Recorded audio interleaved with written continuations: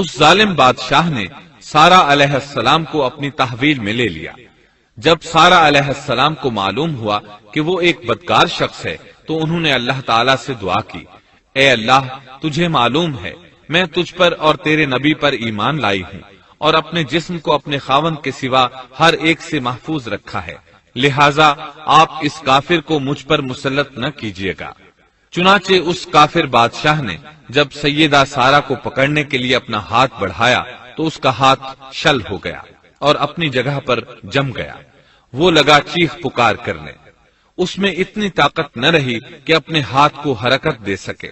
اس کی آواز سن کر اس کے محافظ بھاگے ہوئے آئے، انہوں نے اس کے ہاتھ کو چھڑانا چاہا لیکن چھڑا نہ سکے۔ اس کی یہ حالت دیکھ کر سیدہ سارا خوف زدہ ہو گئیں۔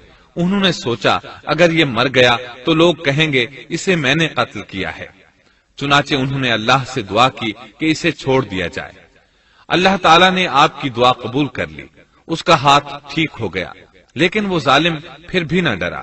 اس نے ایک بار پھر آپ کی طرف ہاتھ بڑھایا، اس کا ہاتھ پھر شل ہو گیا۔ سیدہ سارا نے پھر دعا کی، وہ دوبارہ ٹھیک ہو گیا، وہ پھر بھی باز نہ آیا۔ تیسری بار پھر اس نے ان کی طرف ہاتھ بڑھایا، اس بار بھی اس کا ہاتھ شل ہو گیا۔ اب وہ سیدہ سارا علیہ السلام سے کہنے لگا، اب کی بار اگر تو مجھے اس مصیبت سے نجات دلائے گی تو میں تجھے چھوڑ دوں گا اور کبھی تیرے آڑے نہیں آؤں گا۔ چنانچہ سیدہ سارا علیہ السلام نے اللہ تعالی سے دعا کی، وہ ٹھیک ہو گیا۔ تب اس نے اپنے کارندوں کو آواز دی اور ان سے بولا، تم میرے پاس کسی انسان کو نہیں بلکہ سرکش جن کو لائے ہو۔ پھر اس نے انہیں رہا کر دیا، عزت و اکرام سے رخصت کیا اور ان کی خدمت کے لیے اپنی بیٹی ہاجرہ کو ساتھ کر دیا۔ سارا علیہ السلام واپس لوٹی تو دیکھا کہ ابراہیم علیہ السلام نماز پڑھ رہے ہیں۔ نماز کے بعد انہوں نے پوچھا، سارا، اس نے تمہارے ساتھ کیا سلوک کیا؟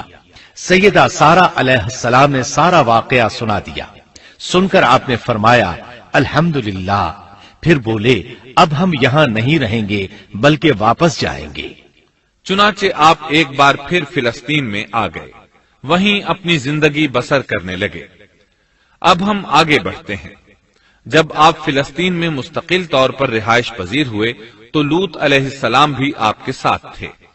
لوط علیہ السلام آپ کے بھتیجے تھے، ان کے والد کا نام ہاران تھا۔ یہ بچپن ہی سے سیدنا ابراہیم علیہ السلام کے زیر سایہ رہے، انہی کے ہاں پرورش پائی، اس لیے دین حق فوراً قبول کر لیا۔ جب سیدنا ابراہیم علیہ السلام نے عراق سے شام کی طرف ہجرت کی تو یہ آپ کے ساتھ تھے، وہاں سے حران گئے، تب بھی ساتھ تھے۔ پھر مصر کی طرف ہجرت کی تو بھی لوط علیہ السلام ان کے ساتھ تھے۔ آخرکار جب آپ نے مصر کو بھی خیر بات کہا اور فلسطین آ گئے تب بھی یہ ساتھ تھے۔ اب ابراہیم علیہ السلام نے لوط علیہ السلام کو حکم دیا کہ وہ بستی سدوم کی طرف چلے جائیں، اس لیے کہ اس بستی کے لوگ کفر کی انتہائی گہرائی میں جا چکے ہیں، انہیں کفر و شرک سے نکالنے کے لیے وہاں جائیں، انہیں اللہ کے احکام سنائیں، اللہ کی طرف دعوت دیں۔ چنانچہ لوط علیہ السلام تو اس طرف روانہ ہو گئے اور ادھر فلسطین میں صرف 3 مسلمان رہ گئے، ابراہیم علیہ السلام، ان کی زوجہ محترمہ سیدہ سارا اور سیدہ ہاجرہ علیہ السلام، وہیں رہائش پذیر رہے اور لوگوں کو مسلسل اللہ کی طرف دعوت دیتے رہے۔ یہاں یہ بے شمار مال و دولت کے بھی مالک بن گئے۔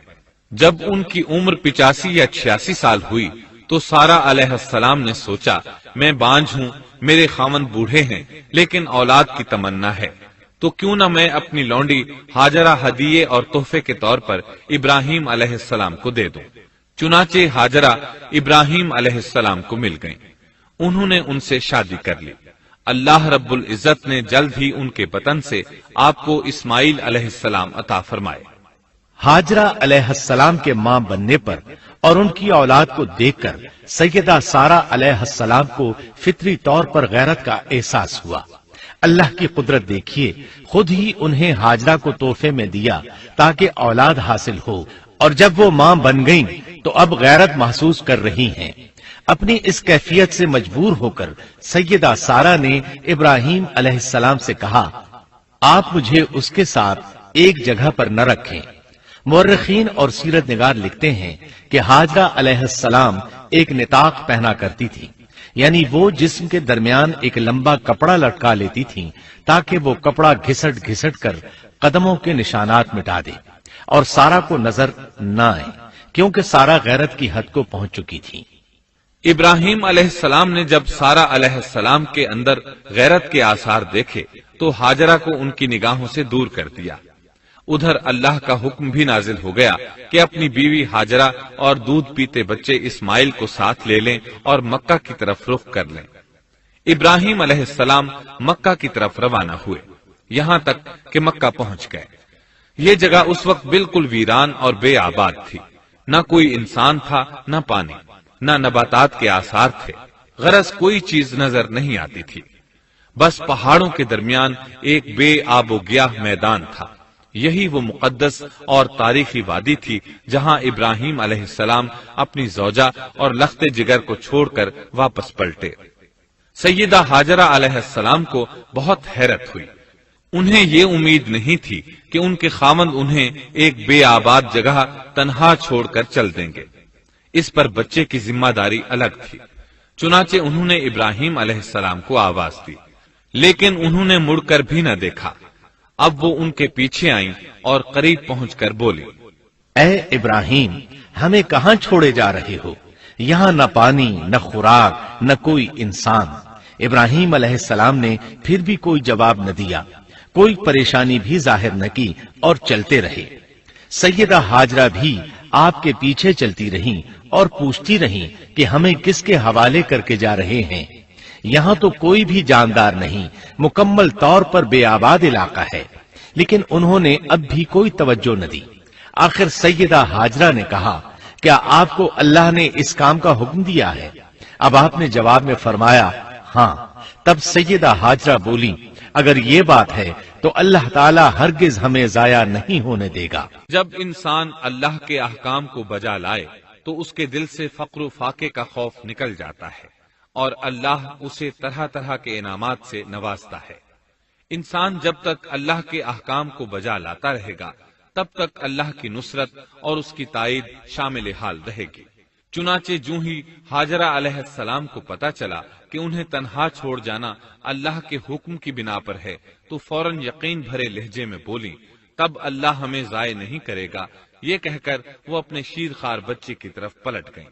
خوراک اور پانی چند دن میں ختم ہو گئے، پانی کا ایک قطرہ پاس نہ رہا۔ اب پانی کی تلاش شروع کی، لیکن اپنے لیے تو درکنار، ماں کو بیٹے کے لیے بھی پانی نہ ملا نہ خوراک۔ اب بچہ لگا بھوک سے بلکنے، خوراک نہ ملنے کی وجہ سے ماں کا دودھ بھی خشک ہو گیا تھا۔ عورت کتنی بھی باحوصلہ ہو اپنے بچے کو بھوک سے بلکتے نہیں دیکھ سکتی۔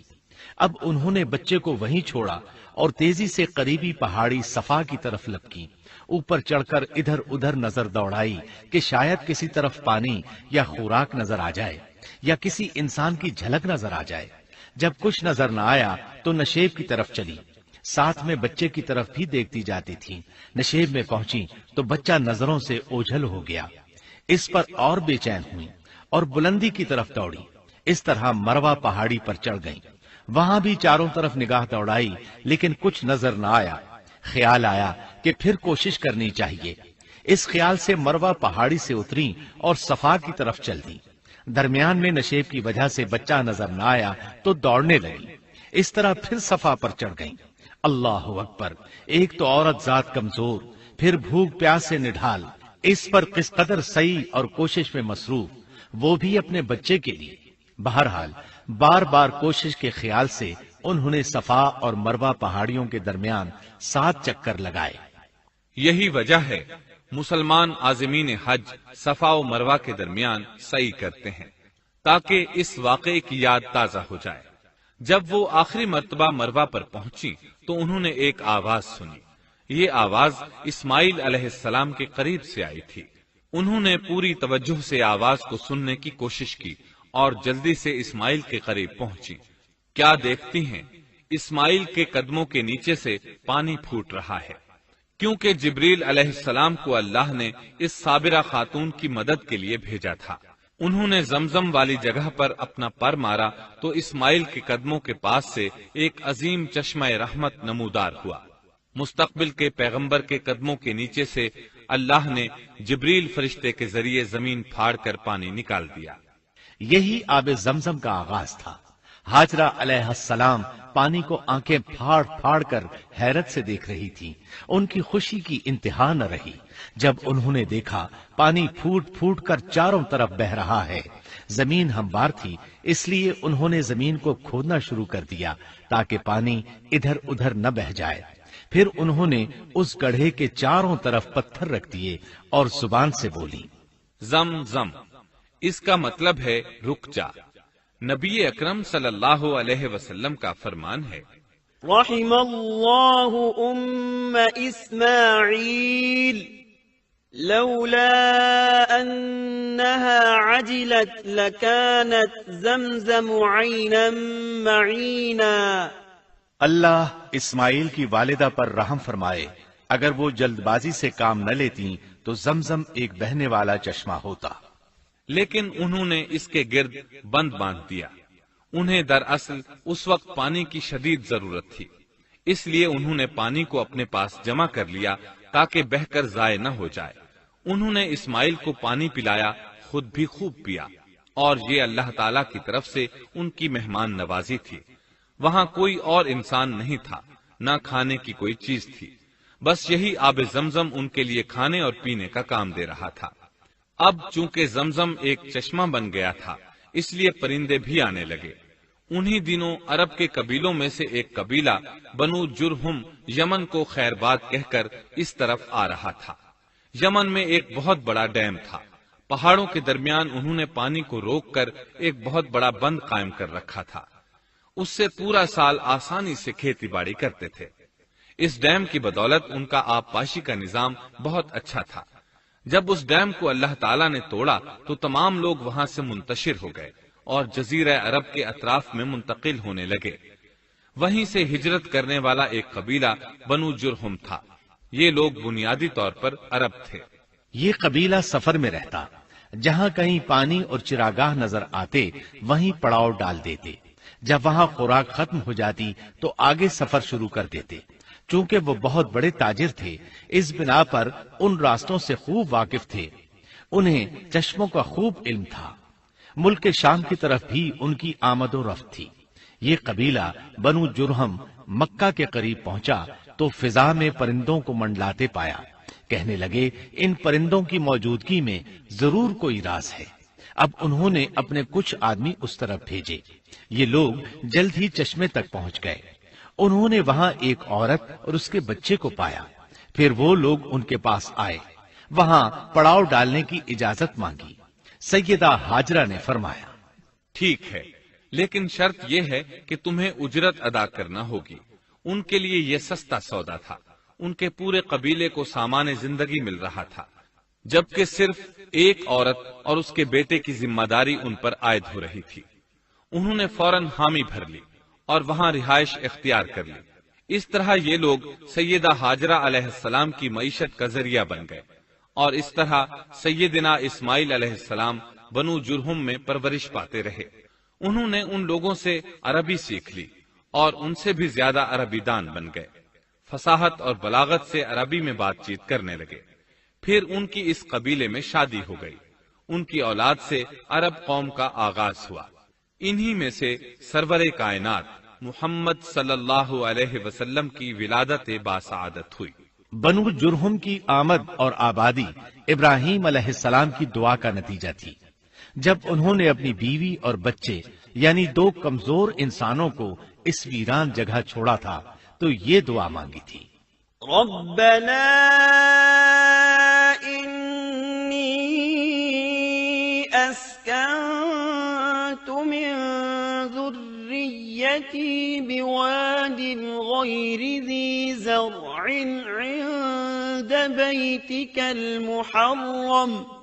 اے ہمارے پروردگار، میں نے اپنی کچھ اولاد اس بے آباد جنگل میں تیرے حرمت والے گھر کے پاس بسائی ہے۔ یہاں یہ سوال پیدا ہوتا ہے کہ کیا اس وقت بیت اللہ کی تعمیر ہو چکی تھی؟ درست بات یہ ہے کہ اس وقت خانہ کعبہ کی تعمیر نہیں ہوئی تھی۔ پھر سوال پیدا ہوتا ہے کہ کیا ابراہیم علیہ السلام کے زمانے سے پہلے اس کی تعمیر ہو چکی تھی یا صرف جگہ ہی معروف تھی؟ اس بارے میں دو طرح کی روایات ہیں۔ بعض میں آتا ہے کہ صرف اس کی جگہ معروف تھی، اور بعض میں ہے کہ ابراہیم علیہ السلام سے پہلے شیس علیہ السلام نے اس کو تعمیر کیا تھا، اور وہ گردش ایام کے ساتھ ساتھ منہدم ہو کر ختم ہو گیا۔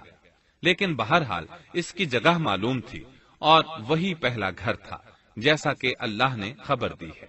إن أول بيت وضع للناس للذي ببكة مباركا وهدى للعالمين۔ اللہ تعالیٰ نے پہلا گھر جو لوگوں کے لیے مقرر کیا تھا وہی ہے جو مکہ میں ہے، اور وہ پوری دنیا کے لیے برکت اور ہدایت والا ہے۔ ابراہیم علیہ السلام نے اللہ تعالیٰ سے یہ دعا مانگی تھی، ربنا إني أسكنت من ذريتي بواد غير ذي زرع عند بيتك المحرم ربنا ليقيموا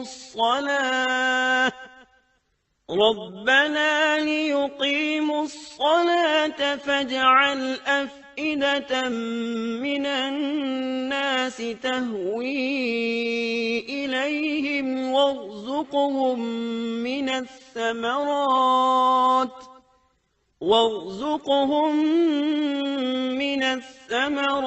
لعلهم يشكرون۔ اے ہمارے پروردگار، میں نے اپنی کچھ اولاد اس بے کھیتی کے جنگل میں تیرے حرمت والے گھر کے پاس بسائی ہے۔ اے ہمارے پروردگار، یہ اس لیے کہ وہ نماز قائم کریں، پس تو کچھ لوگوں کے دلوں کو ان کی طرف مائل کر دے اور انہیں پھلوں کی روزیاں عطا فرما تاکہ یہ شکر گزاری کریں۔ دن گزرتے رہے اور اسماعیل علیہ السلام بنو جرہم کے ماحول میں عمر کی منزلیں طے کرتے رہے، اور وہ ہوش سنبھالنے کے قریب ہو گئے۔ ابراہیم علیہ السلام ہر سال ایک دو بار اپنے گھرانے کی دیکھ بھال کے لیے چکر لگاتے تھے۔ جب اسماعیل علیہ السلام نے ہوش سنبھالا تو ایک بار پھر ایک عظیم آزمائش کا وقت آ گیا۔ ہوا یوں کہ ایک مرتبہ ابراہیم علیہ السلام مکہ تشریف لائے، ایک جگہ آرام کے لیے بیٹھے کہ نیند کی وادی میں پہنچ گئے۔ نیند میں انہوں نے خواب دیکھا کہ اپنے لخت جگر کو اپنے ہاتھ سے ذبح کر رہے ہیں، ساتھ ہی آنکھ کھل گئی۔ ابراہیم علیہ السلام جانتے تھے کہ انبیاء کرام کے خواب حقیقت ہوتے ہیں، اللہ کی طرف سے وحی ہوتے ہیں، اور شیطان کسی صورت ان کے خواب میں نہیں آ سکتا۔ لہٰذا انہوں نے اس خواب کے مطابق عمل کرنے کا پختہ ارادہ کر لیا، کسی قسم کی پریشانی کا شکار نہ ہوئے۔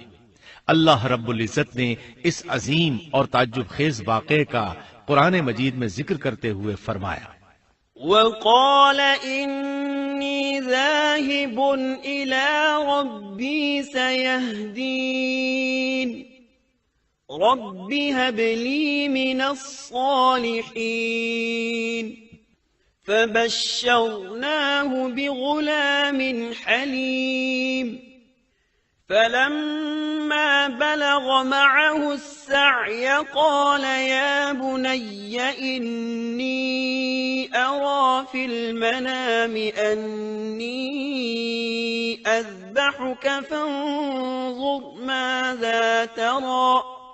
اور ابراہیم نے کہا، میں تو ہجرت کر کے اپنے پروردگار کی طرف جانے والا ہوں، وہ ضرور میری رہنمائی کرے گا۔ اے میرے رب، مجھے نیک بخت اولاد عطا فرما۔ تو ہم نے ایک بردبار بچے کی بشارت دی۔ پھر جب بچہ اتنی عمر کو پہنچا کہ اس کے ساتھ چلنے پھرنے لگا تو ابراہیم نے کہا، میرے پیارے بیٹے، میں نے خواب دیکھا ہے کہ میں تجھے ذبح کر رہا ہوں، اب تو بتا تیری کیا رائے ہے۔ یہاں سوال پیدا ہوتا ہے کہ ابراہیم علیہ السلام نے اسماعیل علیہ السلام سے مشورہ کیوں لیا؟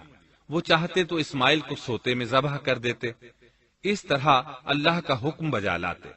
وہ بیٹے کے پاس کیوں گئے اور ان سے مشورہ کیوں لیا؟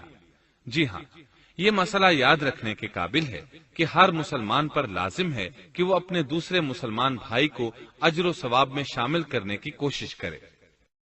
ابراہیم علیہ السلام نے بیٹے کو ثواب میں شامل کرنے کے لیے انہیں اللہ کے حکم سے آگاہ کیا۔ یہ نہ چاہا کہ میں اکیلا ہی اجر لیتا رہوں، بلکہ دوسرے کی خیر خواہی کو پیش نظر رکھا۔ والدین کے لیے آپ کے اس انداز میں نصیحت موجود ہے، یہ کہ اولاد کو ثواب کے مواقع فراہم کریں، ان کی صحیح تربیت کریں۔ اگر صدقہ کرنے کا موقع ملے تو بچوں کے ذریعے صدقہ کرائیں، تاکہ انہیں بھی اللہ کے راستے میں خرچ کرنے کی عادت پڑے۔ جب کسی دینی مجلس میں بیٹھنے کا موقع ملے تو اپنی اولاد کو بھی ساتھ لے کر جائیں۔ بے شمار لوگ خود تو جاتے ہیں، اولاد کو جانے کے لیے کہتے بھی نہیں۔ خود دین سیکھتے ہیں، اولاد کو دین نہیں سکھاتے۔ ابراہیم علیہ السلام نے اسماعیل علیہ السلام سے رائے لی۔ سبحان اللہ، انہوں نے جواب میں فرمایا، يا أبت افعل ما تؤمر اے ابا جان، آپ کو جو حکم ملا ہے کر گزریے۔ یہ نہیں کہا کہ مجھے تو حکم نہیں ہوا، بلکہ فوراً سر تسلیم خم کر دیا، اس لیے کہ وہ جانتے تھے انبیاء کا خواب حقیقت پر مبنی ہوتا ہے، اللہ کی وحی ہوتا ہے، اس لیے بالکل پریشانی ظاہر نہ کی۔ یہ تک نہ پوچھا مجھے کیوں ذبح کر رہے ہیں، یا میرا کیا جرم ہے، یا آپ کے پاس کون سا صریح حکم آیا ہے۔ انہوں نے ایسی کوئی بات نہ کہی۔ اللہ کی فرما برداری اسی کو کہتے ہیں۔ چنانچہ اپنے باپ سے کہا، يا أبت افعل ما تؤمر ستجدني إن شاء الله من الصابرين۔ اے ابا جان، آپ کو جو حکم ہوا ہے اس کو کر گزریے، انشاءاللہ آپ مجھے صبر کرنے والوں میں پائیں گے۔ علماء کرام فرماتے ہیں اس جملے سے ان کا انتہائی ادب اور احترام شامل ہے، اور اس میں زبردست توکل موجود ہے۔ یہ نہیں کہا کہ آپ مجھے صبر کرنے والوں میں سے پائیں گے، بلکہ آپ نے اللہ کی مشیت کو جملے میں شامل کیا اور فرمایا انشاءاللہ آپ مجھے صبر کرنے والوں میں سے پائیں گے۔ لہٰذا مسلمانوں کو دھوکے میں نہیں پڑنا چاہیے۔ یہ نہ کہے میں سفر کروں گا، میں فلاں کام کروں گا، میں فلاں کام کے کرنے کی طاقت رکھتا ہوں، بلکہ یوں کہے اللہ نے چاہا تو میں سفر کروں گا، اللہ نے چاہا تو فلاں کام کروں گا۔ اپنے علم اور طاقت کے دھوکے میں پڑنا سراسر نادانی ہے۔ ہر چیز کا تعلق اللہ سے قائم کرے، جیسا کہ اللہ تعالیٰ فرماتے ہیں، ولا تقولن لشيء إني فاعل ذلك غدا إلا أن يشاء الله۔ اور ہرگز ہرگز کسی کام پر یوں نہ کہنا کہ میں اسے کل کروں گا، مگر ساتھ ہی انشاءاللہ کہہ لینا۔ اپنی زبان کو اللہ کے ذکر سے سجا کر رکھو اور ہمیشہ اپنے معاملات کو اللہ کی طرف لوٹاؤ۔ بہرحال باپ بیٹا دونوں ہی مصمم ارادے کے ساتھ اللہ کا حکم پورا کرنے کے لیے پیش ہو گئے۔ اسماعیل علیہ السلام نے اپنے والد محترم سیدنا ابراہیم علیہ السلام سے کہا، جب آپ مجھے ذبح کرنے لگیں تو میری پیشانی کو زمین پر رکھ دیجیے گا، تاکہ آپ کو میرا چہرہ نظر نہ آئے اور کہیں آپ کے ہاتھ رک نہ جائیں۔ چہرہ دیکھ کر آپ پر شفقت پدری غالب نہ آ جائے۔ اب ابراہیم علیہ السلام نے بیٹے کی پیشانی پکڑ کر زمین پر لٹا دیا، جیسا کہ اللہ تعالیٰ نے فرمایا، فلما أسلما وتله للجبين۔ جب دونوں مطیع ہو گئے اور ابراہیم نے اسے پیشانی کے بل لٹا دیا۔ اب انہوں نے چھری پکڑی اور گردن پر چلا دی، لیکن چھری نے گردن نہ کاٹی، بالکل اسی طرح جیسے آگ نے ابراہیم کو نہیں جلایا تھا، اس لیے کہ چھری میں کاٹنے کی طاقت اور آگ میں جلانے کی صلاحیت اللہ کے حکم کے بغیر نہیں آ سکتی۔ اللہ نے دونوں سے یہ طاقتیں سلب کر لیں۔ اب ابراہیم زور لگا رہے ہیں، ادھر اسماعیل علیہ السلام کہہ رہے ہیں ابا جان جلدی کیجیے، چھری چلائیے۔ اللہ تعالیٰ نے اس واقعے کا ذکر یوں فرمایا ہے، فَلَمَّا أَسْلَمَا وَتَلَّهُ لِلْجَبِينِ، جب وہ دونوں مطیع ہو گئے اور ابراہیم نے اسے پیشانی کے بل لٹا دیا۔ اس مطیع ہونے سے مراد اللہ کے حکم کو نافذ کرنا ہے۔ اب ظاہر ہے مطیع تو وہ پہلے بھی تھے، لیکن یہاں اسلما یعنی مطیع ہونے سے مراد کامل اسلام ہے۔ نہایت واضح اور حقیقی اسلام مراد ہے، اس لیے کہ کامل اسلام وہی ہوتا ہے جس میں بغیر کسی تردد اور توقف کے اللہ کے امر اور نہی کی تصدیق کی جائے۔ یہ تھا حقیقی اسلام۔ ہاں تو چھری چلتی رہی، گلا نہ کٹا، اس لیے کہ امتحان اور آزمائش کی تکمیل ہو چکی تھی۔ یہ بات ثابت ہو چکی تھی کہ اللہ کا حکم نافذ کرنے میں دونوں پوری طرح کوشاں ہیں۔ اللہ تعالیٰ بھی فرما برداری ہی کا صلہ عطا فرماتے ہیں، چنانچہ آواز آئی، قد صدقت الرؤيا إنا كذلك نجزي المحسنين إن هذا لهو البلاء المبين۔ ہم نے اسے پکارا، اے ابراہیم تو نے خواب کو سچ کر دکھایا، یقیناً ہم اسی طرح نیکوکاروں کو جزا دیا کرتے ہیں۔ یقیناً یہ ایک کھلی آزمائش تھی۔ تاریخ کا ایک عظیم ترین امتحان اور کڑی آزمائش دنیا کو آج بھی حیرت میں ڈال دیتی ہے۔ کون ہے جو بیٹے کو ذبح کرنے پر تیار ہو جائے، خاص طور پر اس صورت میں جب اولاد بھی اکلوتی ہو، جس کی وجہ سے 86 سال کے بعد آنگن میں بہار آئی ہو۔ پھر اس کی قربانی کا بھی واضح حکم نہیں دیا گیا تھا، اشارتاً خواب میں رہنمائی کی گئی تھی۔ آپ کہہ سکتے تھے یہ قتل اور سنگین جرم ہے، کہہ سکتے تھے اپنے بیٹے کو کس جرم میں قتل کروں، لیکن آپ نے بغیر کسی تعامل کے سر تسلیم خم کر دیا اور اس عظیم امتحان میں کامیاب ہوئے۔ اللہ فرماتے ہیں، وَإِبْرَاهِيمَ الَّذِي وَفَّى، اور ابراہیم وہ ہیں جنہوں نے وفاداری کی۔ اس آیت میں یہ نہیں بتایا گیا کہ کس چیز میں وفاداری کی، اس لیے کہ وہ تو ہر معاملے میں مکمل طور پر وفاداری کا مظاہرہ کر چکے تھے۔ آگ میں ڈالے جانے والا معاملہ، بیوی اور بچے کو لق و دق میدان میں چھوڑ آنے کا معاملہ، پھر ذبح کا امتحان، تعمیر بیت اللہ کی مشقت، غرض ہر معاملے میں وفادار تھے، حتیٰ کہ اپنا مال اللہ کے راستے میں خرچ کرنے میں اس قدر وفادار کہ ابو زیفان کے لقب سے مشہور ہو گئے۔ اس کا معنی ہے مہمان نواز۔ کسی مہمان کو دسترخوان پر اپنے ساتھ بٹھائے بغیر ایک لقمہ نہیں کھاتے تھے، باہر نکلتے مہمان تلاش کرتے، پھر اس کے ساتھ مل کر کھانا کھاتے۔ مہمان نہ ملتا تو سخت غمگین ہو جاتے۔ اس طرح انہوں نے اللہ کے ہر حکم کی پاسداری کی۔ ذبح والے اس امتحان کا اللہ نے انہیں کیا صلہ دیا؟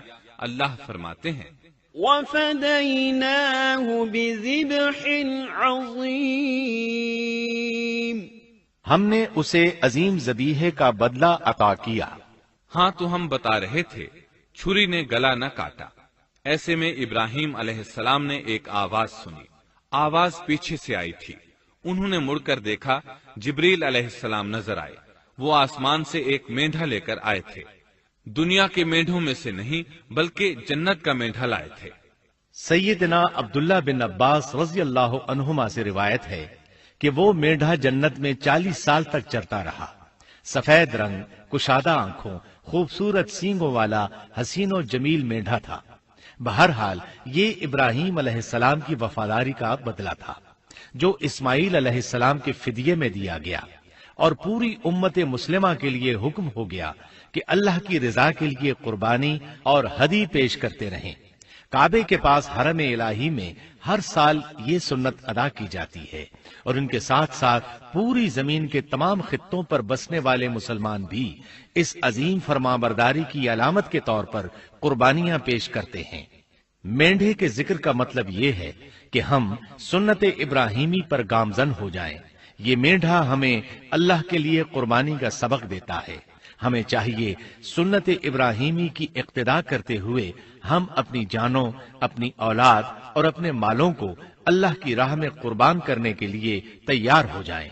اللہ تعالیٰ فرماتے ہیں، وَفَدَيْنَاهُ بِذِبْحٍ عَظِيمٍ وَتَرَكْنَا عَلَيْهِ فِي الْآخِرِينَ سَلَامٌ عَلَى إِبْرَاهِيمَ كَذَلِكَ نَجْزِي الْمُحْسِنِينَ إِنَّهُ مِنْ عِبَادِنَا الْمُؤْمِنِينَ۔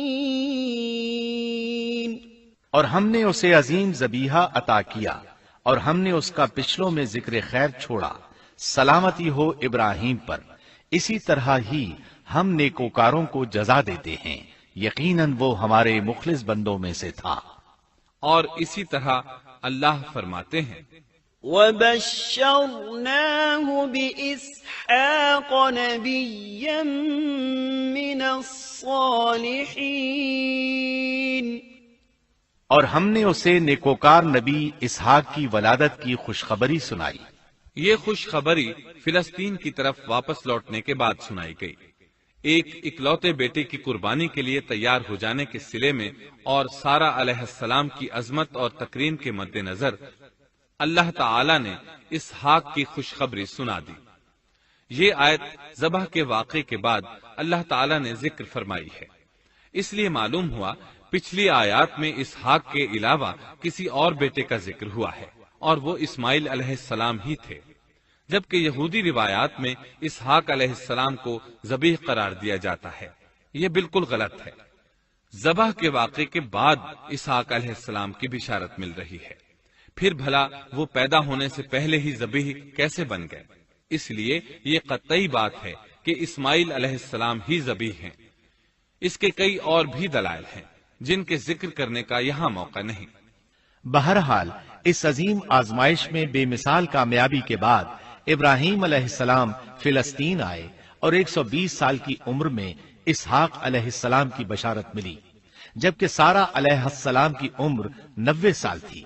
ان پر بڑھاپا طاری ہو چکا تھا۔ ایسے میں 3 فرشتے آئے، وہ تو قوم لوط کی تباہی کے لیے آئے تھے۔ راستے میں اللہ کے حکم سے ابراہیم علیہ السلام اور ان کی اہلیہ سارہ کو خوشخبری سنائی، اور اس غرض کے لیے وہ انسانی شکل میں آئے تھے۔ ابراہیم علیہ السلام تو پہلے ہی بہت مہمان نواز تھے، انہیں دیکھ کر بہت خوش ہوئے کہ مہمان آ گئے۔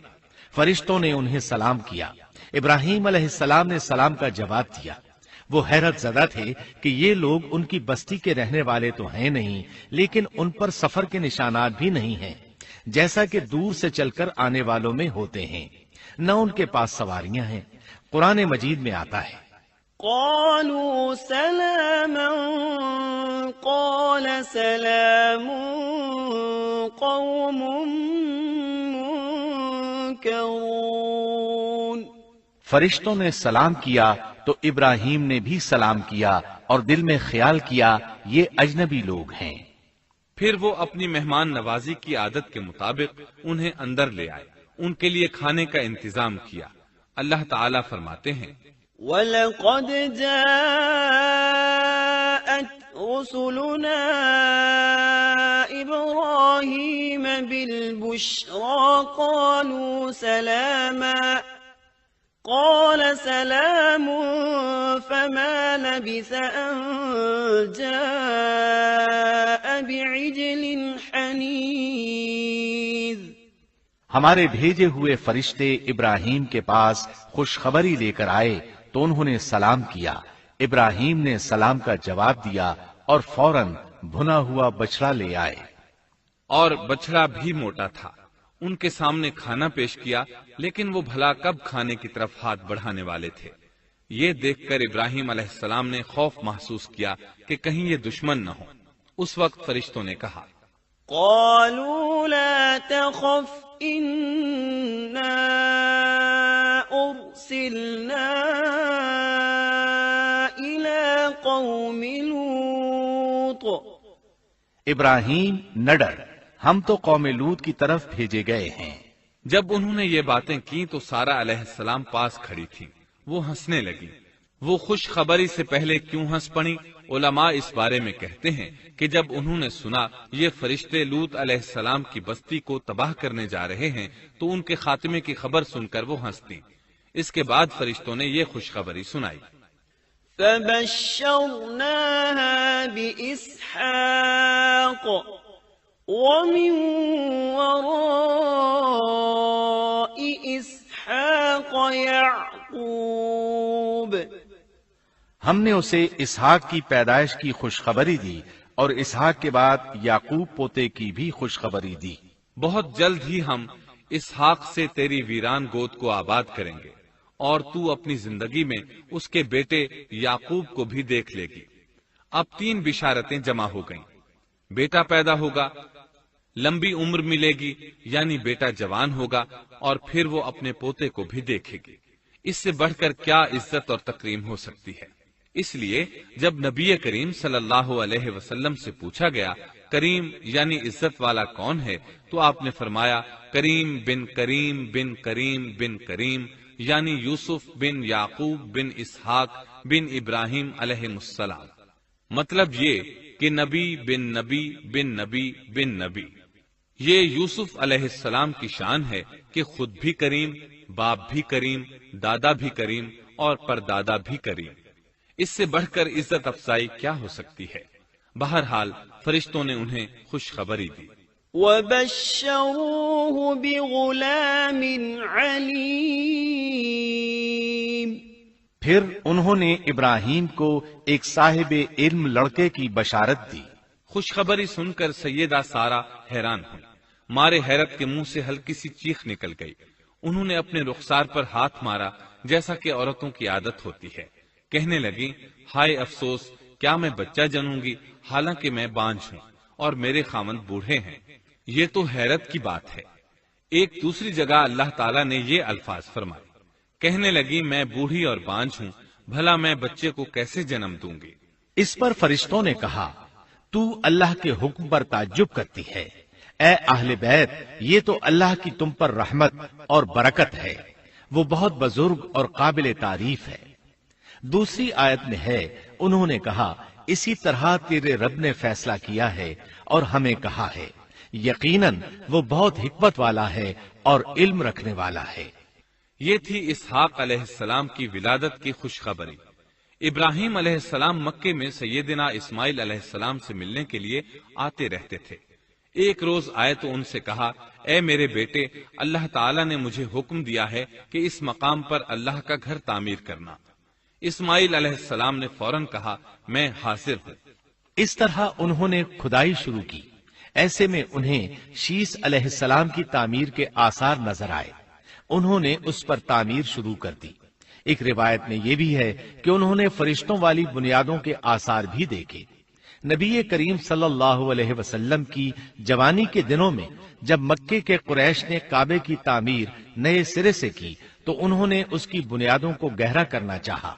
وہ کھدائی کرتے ان سبز پتھروں تک پہنچ گئے جو پہاڑوں کی چوٹیوں کی طرح نظر آ رہے تھے۔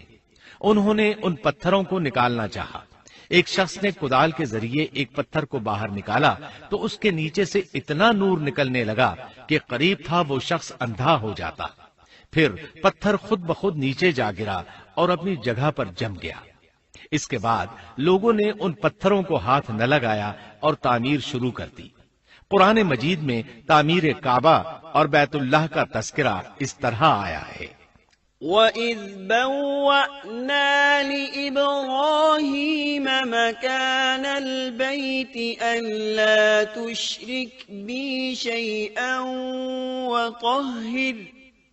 وَطَهِّرْ بَيْتِيَ لِلطَّائِفِينَ وَالْقَائِمِينَ وَالرُّكَّعِ السُّجُودِ۔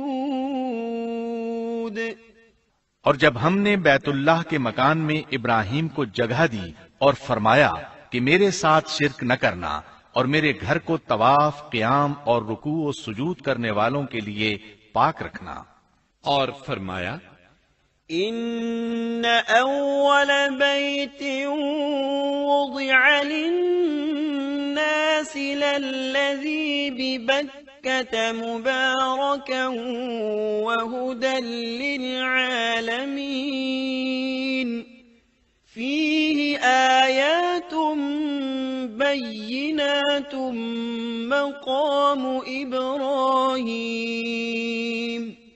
ومن دخله كان آمنا۔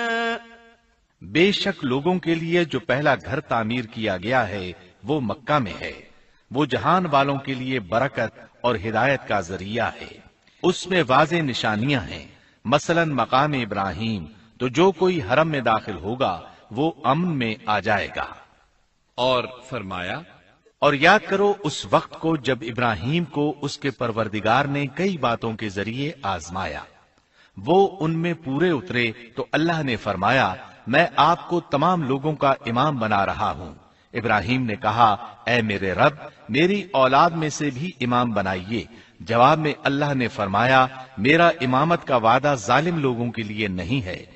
اور اس وقت کو یاد کرو جب ہم نے بیت اللہ کو ثواب اور امن کی جگہ بنا دیا اور لوگوں نے مقام ابراہیم کو جائے نماز بنا لیا۔ ہم نے ابراہیم کو حکم دیا کہ میرے گھر کو طواف، اعتکاف، رکوع اور سجود کے لیے پاک رکھو، اور وہ وقت بھی یاد رکھو جب ابراہیم نے دعا کی اے پروردگار اس شہر کو امن والا بنا دے اور اس کے مومن بندوں کو پھلوں کا رزق عطا کر۔ اللہ تعالیٰ نے فرمایا میں کافروں کو بھی تھوڑا فائدہ دوں گا، پھر انہیں آگ کے عذاب کی طرف بے بس کر دوں گا، یہ پہنچنے کی جگہ بری ہے۔ اور وہ وقت یاد کرو جب ابراہیم اور اسماعیل بیت اللہ کی بنیادوں کو بلند کر رہے تھے اور دعا مانگ رہے تھے اے ہمارے رب ہماری محنت کو قبول فرما، تو دعا کو سننے والا جاننے والا ہے، اور ہمیں اپنا فرما بردار بنا، ہماری اولاد میں سے بھی ایک فرما بردار گروہ بنا، اور ہمیں عبادت کا طریقہ سکھا اور ہم پر رجوع فرما، کیونکہ تو ہی توبہ قبول کرنے اور راہ فرمانے والا ہے۔ اے ہمارے رب ان لوگوں میں انہی میں سے ایک رسول بھیج جو ان پر تیری آیات کی تلاوت کرے اور انہیں کتاب و حکمت سکھائے، انہیں پاک کرے، یقیناً تو غالب حکمت والا ہے۔ تعمیر کے دوران جب ابراہیم علیہ السلام اس مقام تک پہنچے جہاں آج حجر اسود ہے تو اللہ تعالیٰ نے جنت سے ایک سفید پتھر بھیجا۔ حدیث میں ہے یہ پتھر نہایت سفید تھا، اب سیاہ ہو گیا ہے۔ انسانوں کی غلطیاں اس کے سیاہ ہونے کا سبب بنی۔ جب دیواریں انسانی قد کے برابر ہو گئیں تو اسماعیل علیہ السلام ایک پتھر لے آئے۔ اب ابراہیم علیہ السلام اس پتھر پر کھڑے ہوئے، وہ ننگے پاؤں تھے۔ اسی وقت پتھر پگھل گیا، ان کے پاؤں اس کے اندر کسی قدر دھنس گئے، پتھر پر ان کے پیروں کے نشانات آ گئے۔ اسی پتھر کو آج مقام ابراہیم کہا جاتا ہے۔ پہلے یہ پتھر بیت اللہ کی دیواروں کے ساتھ رکھا گیا تھا۔ جب لوگ طواف کے لیے آتے تو سیدنا ابراہیم کے پیروں کے نشانات دیکھنے کے لیے یہاں ہجوم ہو جاتا۔ اس طرح طواف کرنے والوں کو دقت کا سامنا ہوتا۔ سیدنا عمر رضی اللہ عنہ نے صحابہ کرام کے مشورے سے اس پتھر کو اس جگہ سے قدرے ہٹا کر نماز کی صفوں کے قریب کر دیا تاکہ طواف کرنے والوں کو دقت نہ ہو۔ یہ مقام بہت مقدس ہے۔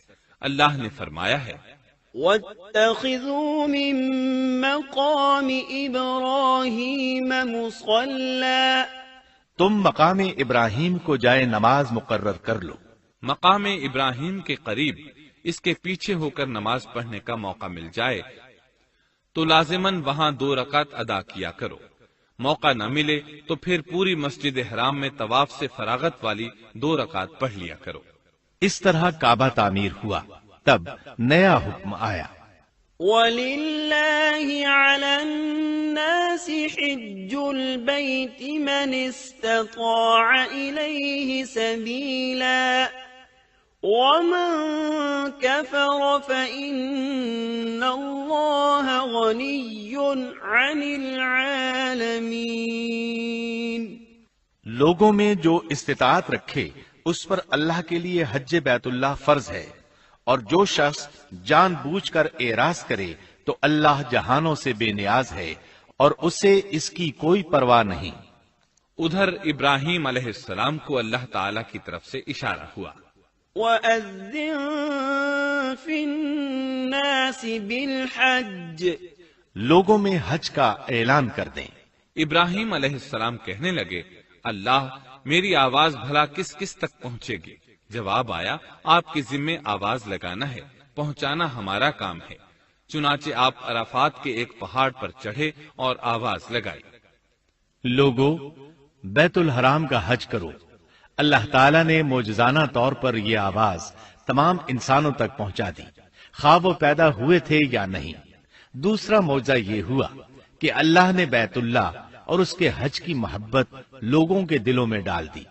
اللہ نے فرمایا، وَأَذِّن فِي النَّاسِ بِالْحَجِّ يَأْتُوكَ رِجَالًا وَعَلَى كُلِّ ضَامِرٍ يَأْتِينَ مِن كُلِّ فَجٍّ عَمِيقٍ، اور آپ لوگوں میں حج کا اعلان کر دیں، وہ آپ کی طرف پیدل بھی آئیں گے اور دبلے پتلے اونٹوں پر بھی دور دور سے آئیں گے۔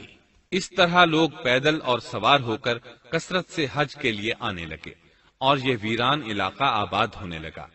یہ تھے حالات اور واقعات ابراہیم علیہ السلام کے۔ آپ نے 175 سال کی عمر میں وفات پائی۔